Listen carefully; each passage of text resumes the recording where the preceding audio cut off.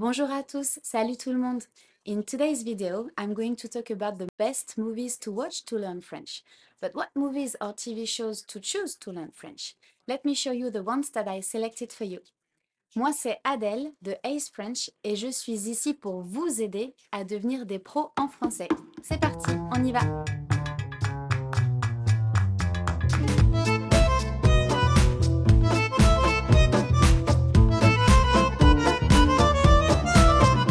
D'une façon générale, je vous conseille vivement d'écouter beaucoup de choses en français, comme des chansons, des podcasts, et aussi de regarder des films et des vidéos en français, en version originale. Ça vous permet d'améliorer votre compréhension orale et aussi d'enrichir votre vocabulaire. Si vous êtes débutant, n'hésitez pas à activer les sous-titres dans votre langue native pour bien comprendre le contexte général. Et si vous êtes intermédiaire, passez à l'étape supérieure et mettez les sous-titres en français. Ça va vous aider à bien faire le lien entre ce qui est dit, ce que vous entendez, et ce qui est écrit, ce que vous connaissez bien en général. Les films et les séries dont je vais vous parler aujourd'hui, vous pouvez les trouver sur Internet, sur des chaînes payantes de télévision et aussi sur la télévision française. Ils sont souvent rediffusés sur différentes chaînes françaises.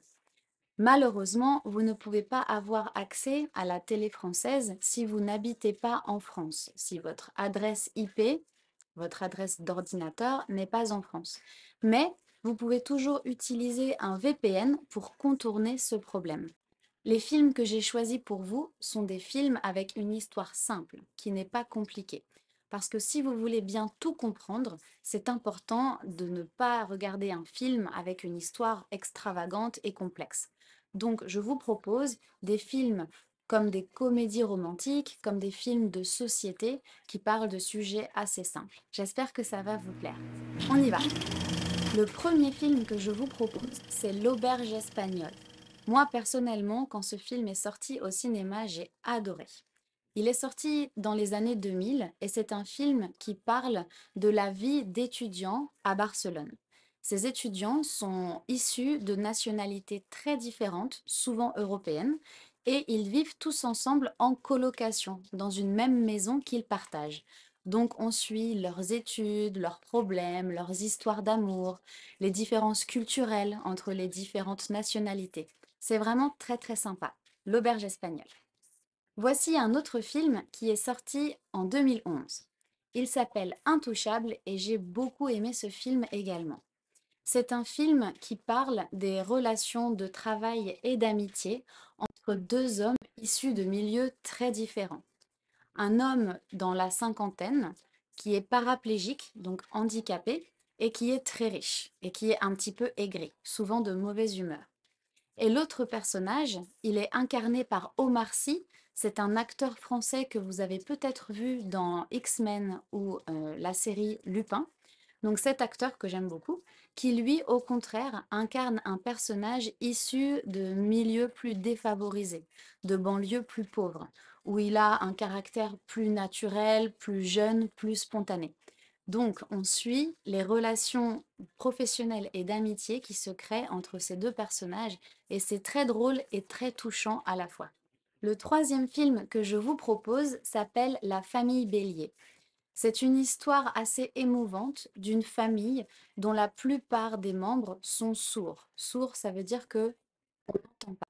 Le père, la mère et le frère sont sourds, mais la fille, la sœur, n'est pas sourde. Et cette sœur va participer à un concours de chant. Donc, les autres membres de sa famille, ses parents et son frère, sont un petit peu déstabilisés parce que c'est un monde qui leur est complètement inconnu. C'est une histoire vraiment émouvante, familiale et très sympa à regarder. D'ailleurs, ce film, La famille Bélier, a inspiré un autre film américain qui s'appelle Coda. Vous en avez peut-être entendu parler parce que Coda a gagné l'Oscar du meilleur film cette année, en 2022. Donc voilà, une jolie histoire française qui permet à un film américain de remporter un Oscar. Ça aussi, c'est une belle histoire, en fait. Le dernier film dont je voudrais vous parler aujourd'hui s'appelle Le Grand Bain. C'est une comédie dramatique dans laquelle il y a plusieurs hommes d'un certain âge, donc ce sont souvent des pères de famille ou des hommes qui sont dans la quarantaine et dans la cinquantaine. Donc ces hommes décident de participer à un concours de natation synchronisée. La natation synchronisée, c'est, vous savez, quand on fait de la nage et des chorégraphies dans les piscines.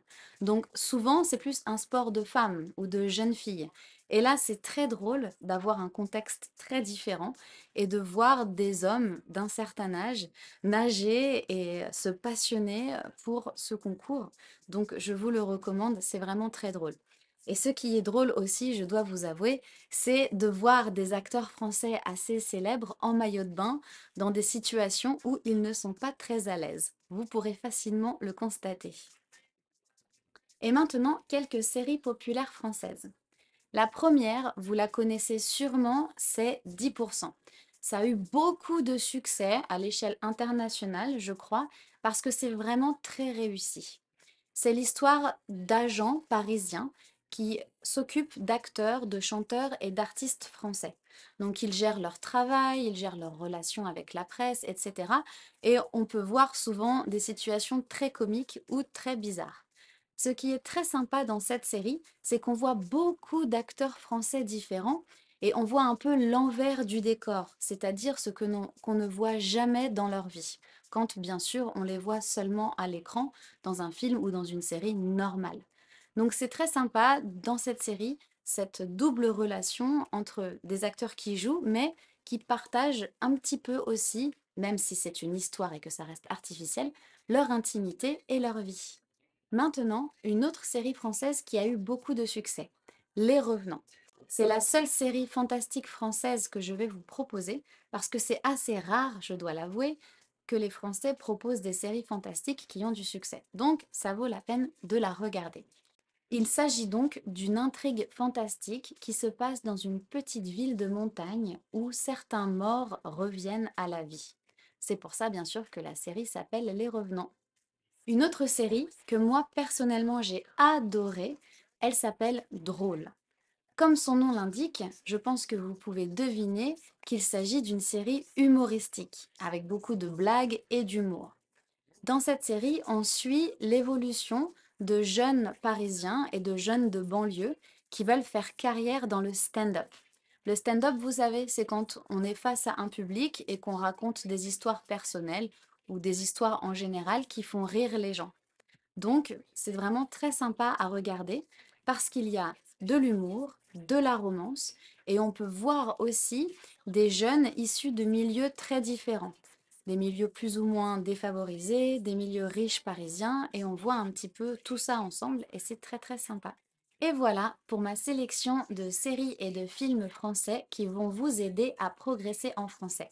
Parce qu'encore une fois, il s'agit d'histoires simples qui ne sont pas compliquées dans lesquelles peut-être vous pourrez vous identifier. N'oubliez pas de vous abonner à ma chaîne ou de me suivre sur les réseaux sociaux. Il y a aussi mon Patreon si vous aimez ce que je fais. Et aussi, dites-moi ce que vous pensez de ces films et de ces séries. Est-ce que vous les avez déjà vus? Est-ce que vous les avez découverts avec cette vidéo? Est-ce que ça vous a plu? Pourquoi ça ne vous a pas plu? Est-ce que vous avez appris des choses, etc. J'ai hâte de savoir ce que vous en pensez. Merci beaucoup tout le monde et je vous dis à très bientôt pour une nouvelle vidéo. Salut, salut, à bientôt!